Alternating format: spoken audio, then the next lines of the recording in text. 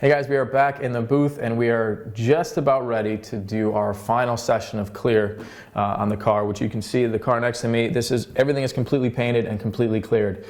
So we opted to flow coat this car, basically re-clear the car. So we sanded the entire car down with 600 wet. We let this car sit for about 3 days before we did that to really let the clear lock up and dry really nice. And now we're going to apply 2 more coats of clear. So I just kind of wanted to cover that real quick if you guys aren't familiar with what is called a flow coat or a re-clear.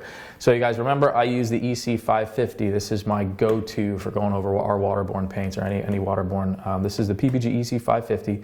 I used the standard hardener and the standard reducer, which is like a mid-temp reducer, 75-degree reducer. And now we're going to move on, and this is PPG's global line, the D8152. This is their glamour clear coat, their ultra show clear, and I'm using their slow thinner and their slow hardener. This is pretty much the slowest you can get. There's one step above that, but that's for like super high temp. So the whole theory behind that is the slower it is, the slower it's going to allow everything to kind of acclimate a little better and flow out and move out, and any kind of overspray is going to melt back in, so you should have a really slick, really clean finish. And the reasoning that I'm actually switching products, there's no reason you have to go from one to the other, is the EC550 is very clear. It is a very good clear, but it sands like iron. It is a little more difficult to sand and buff in terms of the global. The global is just a touch softer. So if we do have to polish this, and hopefully this comes out really clean, we sanded the car, like I said, with 600, and we washed it and let it dry. We brought a car in, blew everything off, and retaped everything so it's nice and tight. You can see it's all fresh tape and everything is clean and ready to go. But the global line does sand and polish a little bit easier than the 550. The 550, you can get it there, but it's just harder to buff. It's just a harder clear. So that's kind of the whole reason why I switched, using from the EC550 to the global line.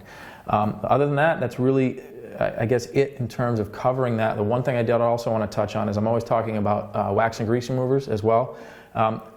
Over our paint, our water-based paint, we are recommending a solvent-based wax and grease. I always say don't use a water-based wax and grease remover. This is the only time, because this is all clear, that you would want to use a water-based wax and grease remover. So I have the SX394, it's a PPG product as well.